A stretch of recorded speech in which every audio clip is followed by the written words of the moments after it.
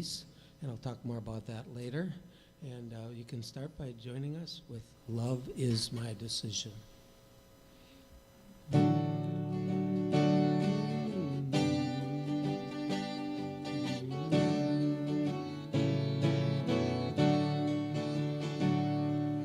Love is my decision. It's up to me to give of my heart. Love is my decision. No one else can tell me to start. And once I decide to change my mind, God will show me how. Love is my decision right here and now. Love is my decision. It's up to me to give of my heart. Love is my decision. No one else can tell me to start. And once I decide to change my mind, God will show me how. Love is my decision right here and now.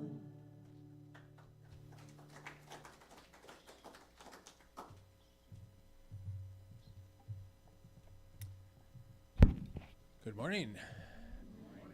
I'm your chairperson for the day, and welcome to all that are here in person and those who are joining us electronically.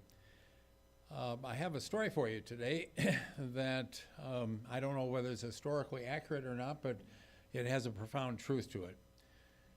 This classroom was going on, probably college, I'm guessing, and the professor was kind of taking a position of anti-good by saying that, do you believe in evil, to his class? And there were a lot of nods, like yes. Well, do you believe that God created everything? Yeah. Well, then God created evil. How could that be? And therefore, there can't be a God. And he was puffing up his chest, and it was like he had a final way of declaring what's real. And then a hand went up from one of the students. And the student said, "Sir, do you believe in cold?" And the professor said, "Yeah, I believe in cold." But the response was from the student, "But science has shown that cold is the absence of heat. It's not the presence of anything. It's the absence of something." And he went on and said, "Sir, do you believe in darkness, in blackness?" "Yeah, of course. But science has shown that darkness is simply the absence of light. Darkness is not something, it's the absence of something." How about, I suggest to you, sir, that evil is the absence of good. Evil is not something, it's the absence of something. It's the absence of good. The professor said, who are you? And the answer is, I'm Albert Einstein. Now, whether that's historically accurate or not, I think there's a profound truth, and it certainly could have been Einstein or somebody else, but isn't that a profound truth? That what we think of as bad and get so caught up in it and feel like we can't shed it in some way is really, it's like we're boxing a shadow. You know, we're dealing with something that's not real, but it certainly feels real. And it's that feeling of real that captures us. But when we remind ourselves that the bad is not real, the good is real. And the bad is simply the absence of, the apparent absence of the good. I think that's very uplifting, isn't it?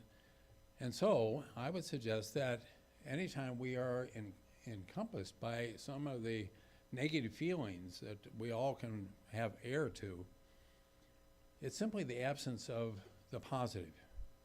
Those negative feelings are not real. Yes, they feel real. I know that too. But it's not real in the sense that it's ultimately, fully, completely, unconditionally real. No, it's not. Only the good is. And I think that's a very uplifting thought, that no matter what we are experiencing the negative, it cannot really capture us because it's not really real. And so it is. And so let us continue on and do together our vision.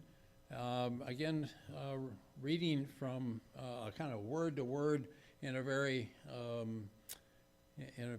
real sense, that it really settles into you. Together, a spiritually awakened world, united in love, empowered in truth, and alive with infinite possibilities. Doesn't that feel good? Just let it sink in. And our mission together, awakening divine potential in all through love, learning, prayer, and positive living. And our values, acceptance, compassion, connection, diversity, love, peace, prosperity, and spiritual growth. And we celebrate our children with this affirmation together. Unity of Appleton sees the divinity in all children and nurtures their unfolding spirituality. And I'd like to today do something a little bit different. We talked about this in our spiritual leadership meeting last week. And we're just going to, today I'd like to suggest anyway, that we're going to focus on one of these, and we can do that each time, just to let it sink in. Sometimes when we go through it, it becomes a little more rote. And so I'd like to just focus on the number one, and we'll say that all together, but let it really sink in. God is all good and active in everything and everywhere. And so it is. And world peace. As John already has noted, today is the International Day of World Peace. I bless the world with thoughts of peace. The word shalom is synonymous with the world peace, but it means more than the absence of war and conflict. Shalom, appearing so frequently in the Bible, is also used to affirm wholeness and well-being. True, lasting well-being requires the kind of peace known by living in alignment with God. Anchored in peace, people are less likely to be in conflict and more likely to appreciate all that is beautiful, all that the beautiful planet Earth offers in terms of goodness and abundance for us all. When I pray for a peaceful world, I pray shalom for myself and for each person of every land to have their needs met, to know lasting well-being for themselves and their families, to harmony and to work toward our common good. And from the book of James, and a harvest of righteousness is sown in peace for those who make peace. Let's recite together the line at the top. World peace. I bless the world with thoughts of peace.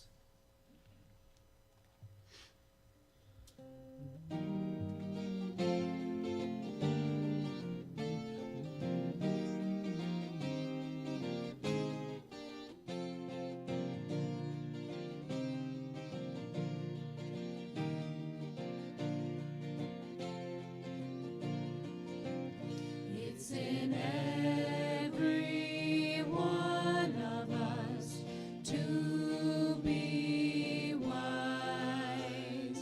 Find your heart, open up both your eyes. We can all know everything without ever knowing why. It's in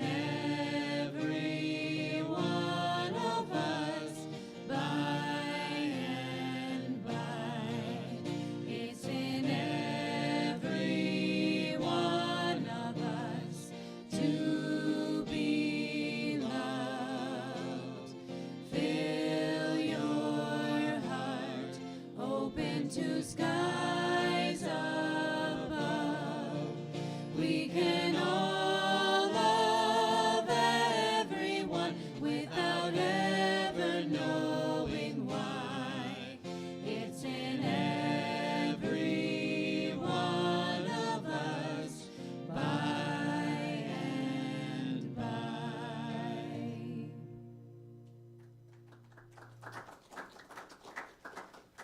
So this morning we get to welcome somebody that I always love to introduce because, I mean, Reverend Evin, or as I call him in my head, Rev Ev, is just a cool human being, you know, and we're just fortunate to be able to have him be with us. Unfortunately via Zoom, but we're just lucky to have him be with us. And it's early where he is, you know, and out there in Portland area, and we're just grateful that he shows up and brings that beautiful message. And one of the things we were just singing was, we can all love everyone without ever knowing why. It's in every one of us, by and by. And that made me think of him just now. So please welcome Reverend Evin with his message today, welcoming. Thank you, Paige. This morning, it might actually be a good thing that I'm coming in via Zoom because my wife and I have both been getting over COVID. So I think it's a good thing that I'm via Zoom this morning. So I would not want to expose anybody. Excuse me. So I may be kind of clearing my throat a little bit and everything today, but I'm here and I'm really happy to be back with Unity of Appleton. It seems like it's been a long time and like we've lived an entire lifetime since I saw you all. So I'm happy to be back. And also, you know, I'm very grateful to be here on this day of peace, just because I think this is a time, you know, this morning I was starting to journal and I put down like one of my goals was to find my peace today, but there really is no finding our peace anywhere. It's really more just connecting to it, because that peace it's not something that we're searching for. It's something that is just a part of who and what we are. So I think it's a little deceiving to ourselves when we say, hey, you know, I need to find my peace. It's more connecting to that peace. So I'm glad, you know, I'm glad this was discussed briefly this morning, just because it's just important to remember, especially nowadays with everything that's kind of going on around us. I just think it's important to connect to that peace. And that's not my talk this morning. I'm now going to get into my talk, but that just kind of made me think about that when I was tuning in earlier this morning. But for me, you know, oftentimes I kind of research what different churches and spiritual centers are doing, and, you know, what they're doing to bring people into their doors, what kind of messages they're putting out, and just really more so, you know, what kind of values and different types of like core values and mission statements, and, you know, what they're saying to people, you know, how they're inviting people in through their doors. And one of the things I really noticed, excuse me, is that a lot of congregations claim that they're welcoming congregations. You know, and for some churches and organizations, welcoming is one of their core values, but whether it is or isn't doesn't really make that any less important. And I think most Unity churches, if we were to go and like poll all of them or start talking to all of them, they would say, hey, yeah, we're welcoming congregations. So I want to delve into that a little bit today. I want to talk about what it means to be welcoming. And I know it may sound all wonderful and good, but what does it really mean? You know, because we can advertise it on our websites, right? You know, we can say, hey, you know, we're a welcoming congregation, and put it out there on our websites. And some of it, as I mentioned a bit ago, have snuck it into our core values. We've put it in our mission statements, or we're blasting it out on our social media. You know, we can then say, hey, world, you know, we've let everybody know that we're welcoming and that we welcome everyone. So we're officially a welcoming congregation. But does it mean anything if we've just got it written down somewhere? Does it really mean anything if we aren't putting that into practice?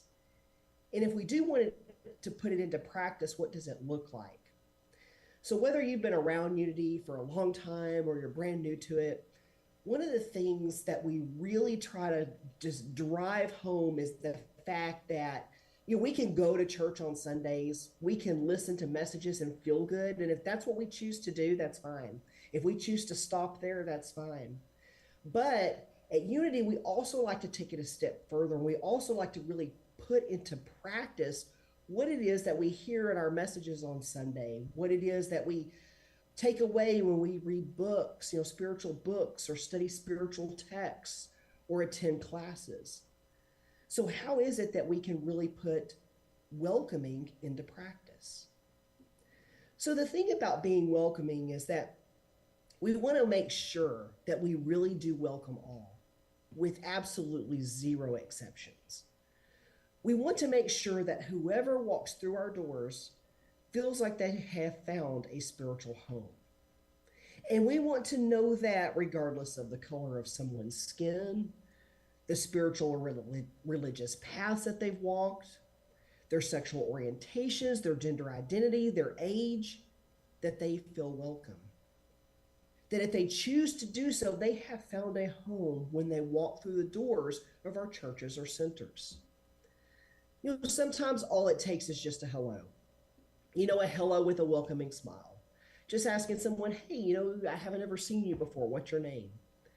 Maybe how they heard about our church. Maybe just introducing them to another person. Just making them feel welcome on that level. And perhaps one of the easiest ways we do this is through something just as simple as hospitality. Author Michael Mather of Having Nothing, Possessing Everything says hospitality is creating a welcoming place at the table. And it's recognizing that the other, the visitor, is one's brother or sister, is one of the family. Maybe at our centers, it's creating small groups where you can make sure that new people are welcome. Maybe it's reaching out and inviting a new person in your congregation, or maybe someone's first Sunday that walks through your doors to attend one of your small groups. Many years back, Mindy and I we had just moved to Dallas, Texas, and we decided that we were going to attend the Unity Church there.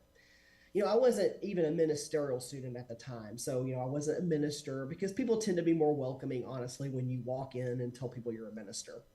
So I was a congregant at that time. And we walked into the church, and Mindy and I still talk about it to this day, but this woman greeted us. And she immediately introduced herself. She let us introduce ourselves.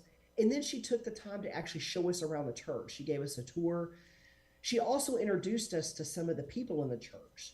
So we would feel like we at least knew somebody, like there were some faces that were familiar to us if we were to go back. And they created a very welcoming environment for us.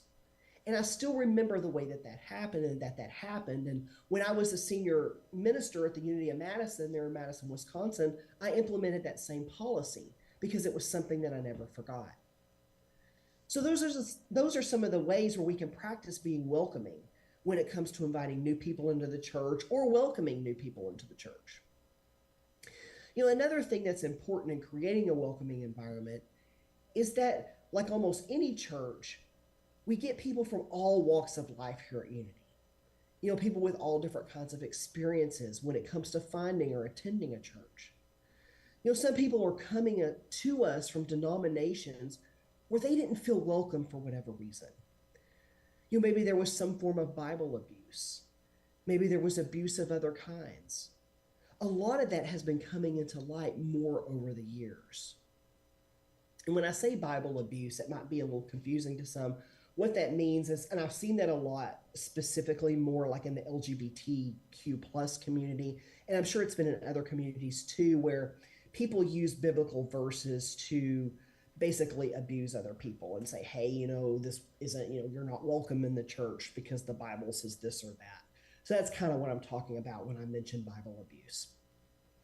But some people have been asked to leave a church because of their sexual orientations. Maybe a woman wanted to be a leader in the church she was in. However, the specific denomination forbade her to have that leadership role. So oftentimes people have built these support systems and communities within their churches, even those in which they may later experience that kind of abuse. So it causes even more trauma when that person suddenly feels like their community has turned their back on them. Or they decide to leave, and then they realize that community they once had is gone. They're then going through this transitional time, this period of mourning, that loss of community. This period of transition where they no longer have that community that they thought they had. So with that, we can see why it's very important to create this welcoming space in our own spiritual communities. People who walk through our doors, they're trying to find a new community. They're trying to find a spiritual place that they can call home. For some, they're trying to find a new group of friends, a new place to receive their spiritual nourishment. And we want to provide that for them. We want to welcome them. So here at Unity, we use the teachings of many different spiritual teachers here. One of these is Jesus. Unity's roots are steeped in Christianity. They may not be evangelical, but they're still steeped in Christianity. So as such, Jesus is looked at as our master teacher.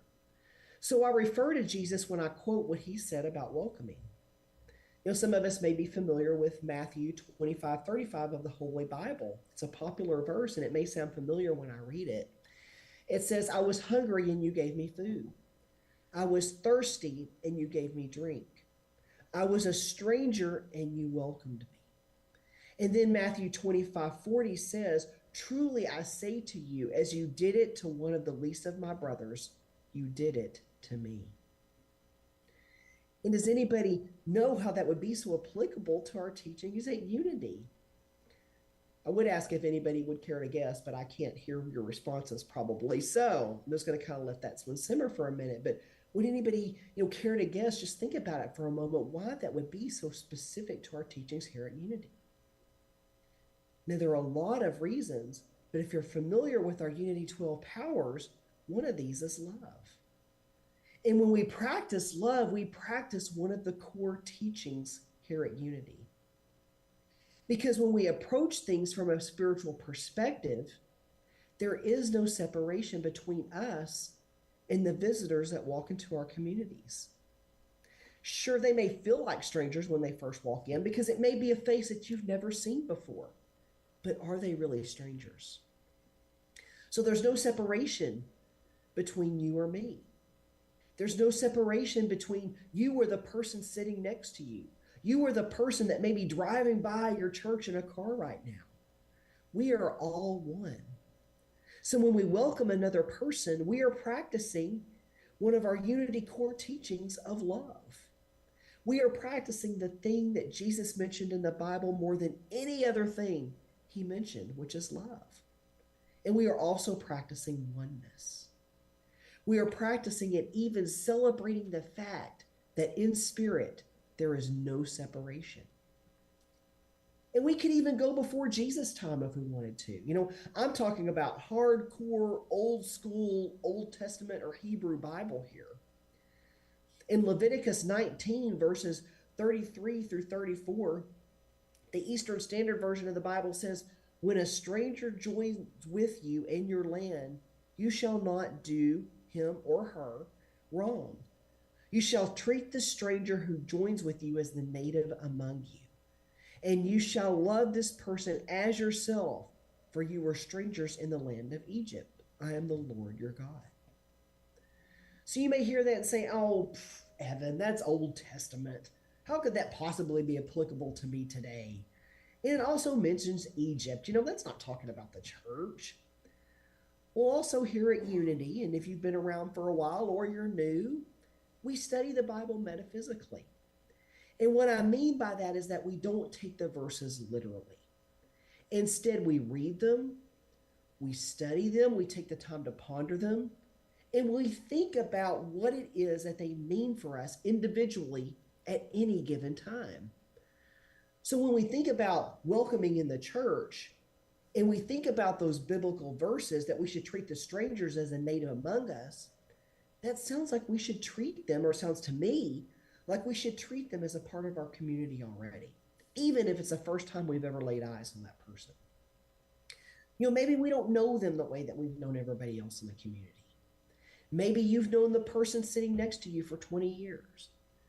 But does that make the person that just walked through the door any less a part of your community? It doesn't. They have walked through your doors, and the moment they walk through your doors, they become a part of your community.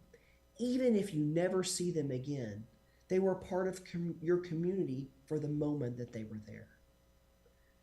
And the Leviticus verse said, you shall love them as you love yourself. Because even if we never see that person again, we are still one with that person when it comes to spirit. So someone once gave a welcome address at a spiritual conference. Now, I'm not going to take the time to read the entire address to you because we would be here for a long time and I would take up your lunch, and I don't think we want that to happen. So I'm just going to paraphrase certain passages. One statement said that in this gathering, in the study of spiritual things, we shall be drawn closer together, and we shall feel that spiritual unity. We shall not see separation in color and race. And this conference took place a few decades ago, so we can add more to that now too, more to color and race. We can add gender, sexual orientation, we can add age, we can add so many different things to that. But it goes on to say we are one in spirit. We are demonstrating that fact just as closely as possible. You're not here to receive only, but to give as well. Giving and receiving go hand in hand. You have a message that will help someone. Remember that the Spirit of the Lord is leading you, is inspiring you, is indwelling within you. And does anybody know where that came from, where that passage came from? It was from our co-founder, Charles Fillmore, in his conference welcome address in 1928. Even then, it was understood what the term welcoming meant, not only to the movement of unity, but also on a spiritual level. So I ask you today to think about what it means to be a congregation that is welcoming, who throws your doors open to all, that you remember what it truly means to be a welcoming community, what it truly means to actually just not say we're welcoming, but to actually put it into practice. Sometimes it's easy to get used to the people that you know well and to only stick with those small groups. And it's wonderful to have friends in your spiritual communities and those that you're close to. It's wonderful to come to church each Sunday and to look forward to seeing those people each and every week. I did that when I was a congregant at church. I would think about, my certain friends at church, and I would be looking really forward to seeing them. I met Mindy at my first Unity church.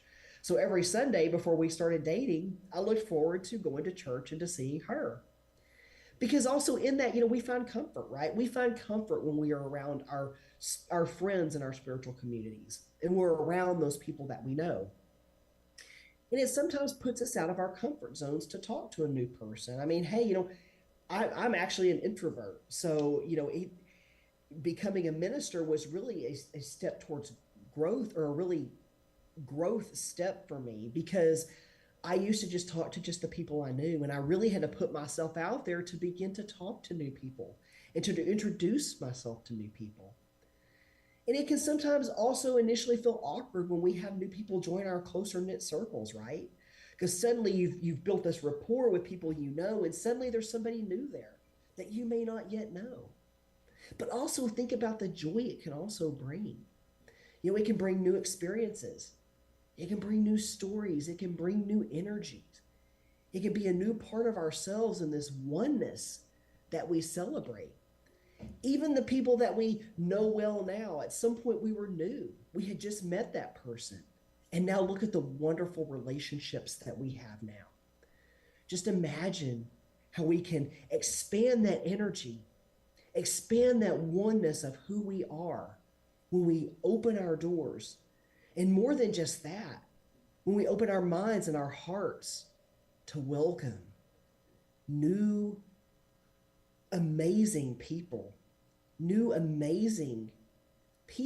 that are a part of that oneness that we all are. Namaste. And now I invite you to get ready, because now is the time in our service where we go into this time of meditation. And as we prepare to go into that, I want to invite you to think about this oneness that we are with each person, with each and every being that walks this planet. It doesn't matter if it's somebody that is currently living clear across the world in New Zealand right now. We are a oneness with the people that are there right now living their lives. So as we move into this time, I invite you to just start to breathe. And you can keep your eyes open and just find a soft spot to gaze, or you can close your eyes, whatever your choice is. But I invite you to begin to open your mind. And in that, there may be unfamiliar faces that you've never seen, and these are faces that you probably never will see. But I want you to begin to think about all the people that walk this earth. And it may seem overwhelming because there's a lot of people, but not when you think about it as a oneness perspective. Begin to allow yourself to feel a connection, to feel a part of this tribe that is all one big entity in spirit. And for some, that may mean allowing or visualizing maybe a light shining from your heart out to the rest of the world. Maybe for some, it's this feeling that we are all together in everything that happens. Maybe for some, it's just holding that space of knowing that when something happens to a group of people that's outside of yourself, that it's also happening to you. Whatever that means for you, I ask that you invite you to just hold that space for this moment, that space of oneness.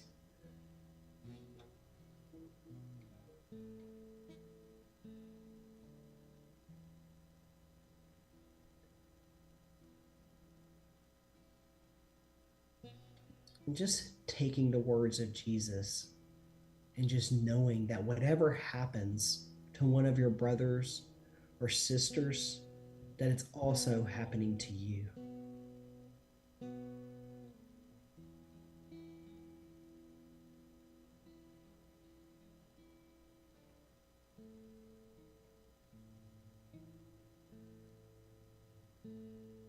Those groups out there now that may be being hurt by policies that are very human-made, those groups that are seen as marginalized, whatever is happening to them is also happening to you in this oneness. Maybe this is the time to send a little bit of extra love out to the world, a little bit of extra peace out into the world, helping them also connect to their own peace.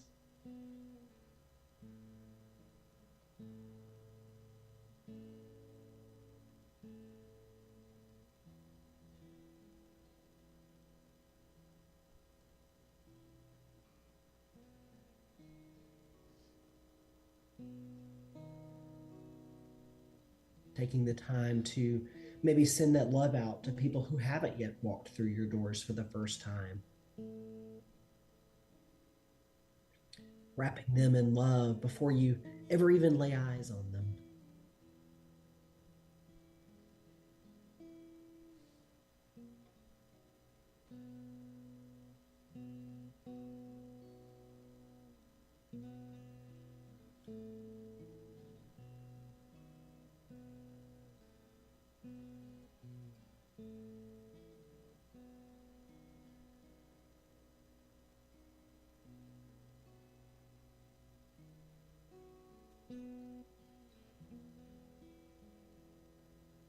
And also sending some love to yourself, because you are also a part of this oneness.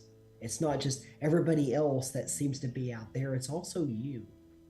Maybe wrapping yourself in that same love and that same peace knowing that you are also a part of this oneness in spirit.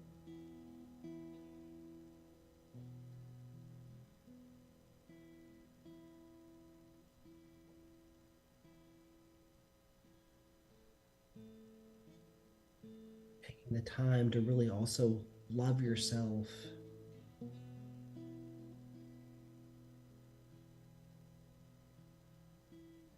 And to know that you too are also welcome into the different communities that you may set foot in for the first time.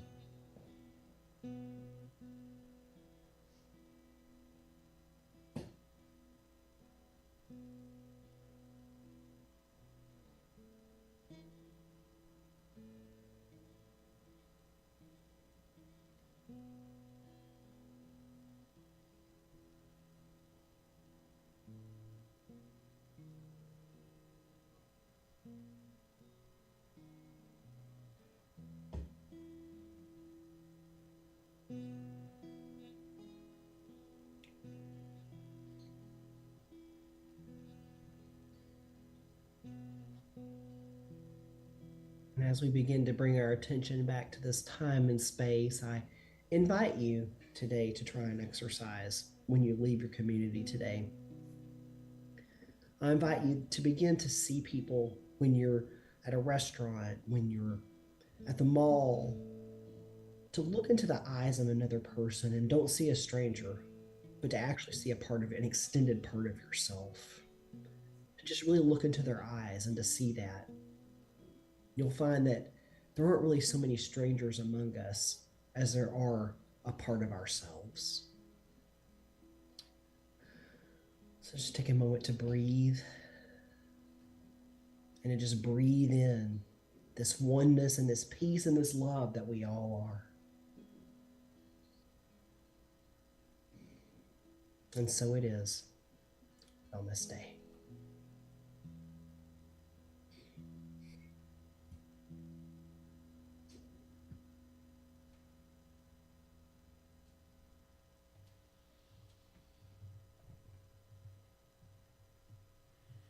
And we now continue this meditative state, affirming the truth that we've been hearing so beautifully expressed this morning, that is embodied in the second commandment, to love all others as oneself.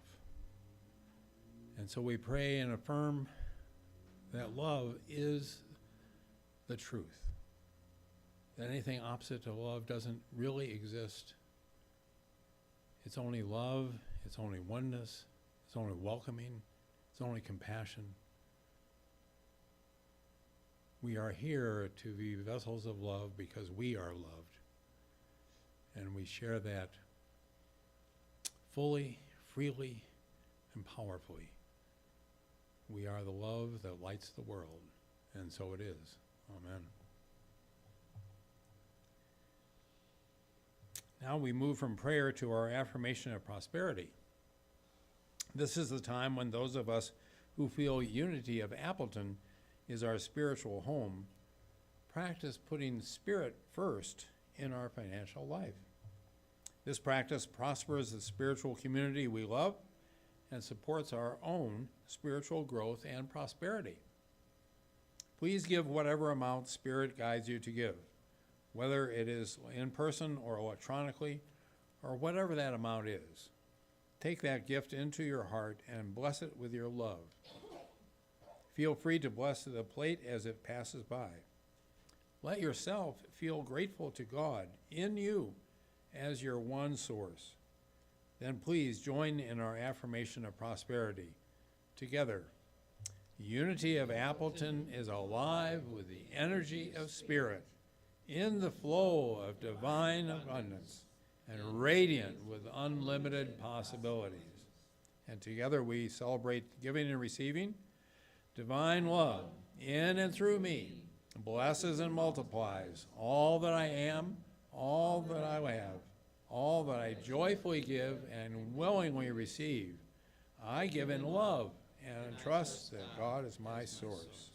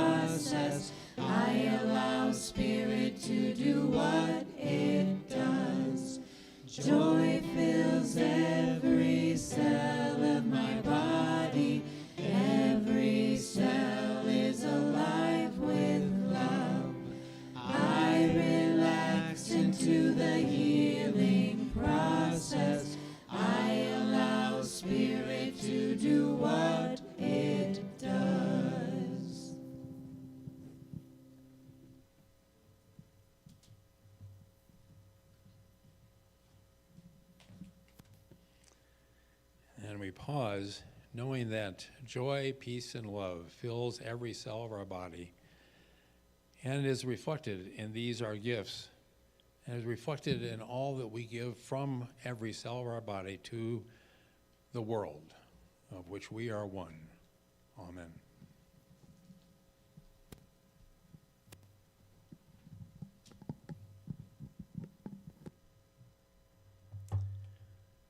And now it's time for announcements. The Spiritual Leadership Committee needs your input. You should have gotten a survey in your mail Wednesday. Hopefully you did. There are paper copies on the Connect and Serve table. Please fill out either online or in the paper as a paper copy. Please do that. We need your input. Thank you. Mark your calendars. Unity of Appleton's Friendship Sunday. Boy, that really follows from today's talk, doesn't it? October 5th at 10 a.m. Our Sunday gathering will be followed by a delicious lunch. More information to come, including the type of potluck and categories.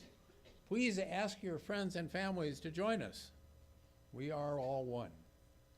Join Deb Walker this Wednesday, September 17th at 1 for a spiritual discussion about the Unity booklet, Return to Wholeness, exploring universal healing principles for creating your own health. And ongoing book studies at Unity of Appleton, we always have ongoing book studies, don't we? You Are the Happiness You Seek on Mondays, Happier Than God on Fridays, Messages of Monarch on Sundays. All are welcome at any time. And our expenses, important to keep us up to date where we stand with our financials. And I think you can see that we are at a loss at this point. We are coming out of summer, but nonetheless, we are at a loss and we need to make that up. We're at a loss of over $3,000. Just real quick about that one before I forget. We had a $2,500 plumbing bill, so that's why. That's an unusual thing, of course, but we had, what was it, something we had to do for the city. We had to John put in, knows. yeah, we had to put in 2 shut-off valves, and they were huge. They're like 3-inch pipes downstairs, so it just took a lot of work. The plumbers were here for half a day to do it, so it's very nice, and it was necessary, so. At one time expense, but there's always those kinds of things that come up, and so we need to continue to support our beloved community, Appleton. Today is the day of the new moon and partial solar eclipse, and the day before the fall equinox.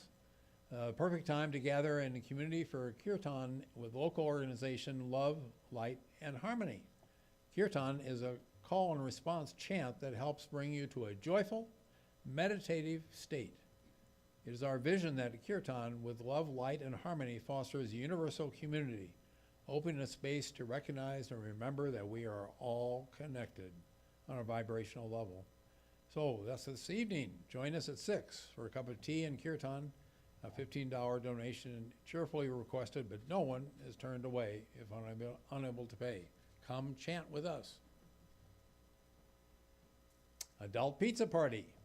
This Thursday, September 25th at 6. Luigi's Pizza in Menasha. Please sign up at the Connect and Serve table.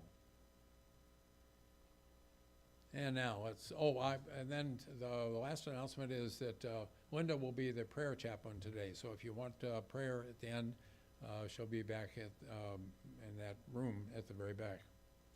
So let us stand and say together the prayer of protection. The light of God surrounds us. The love of God enfolds us. The power of God protects us. The presence of God watches over us. Wherever we are, God is, and all is well. I'd like to make an announcement, Bedford. Yes. Go ahead. This isn't directly me. She brought so many herbs and tell us Yeah, what it well, is. there's parsley, cilantro, dill, and basil. So there's big bags of it downstairs. I just cooked it before service, so it should be fresh, and just grab what you want, and they're on the table downstairs. So enjoy the harvest. Thanks, Teresa. Thanks, Teresa.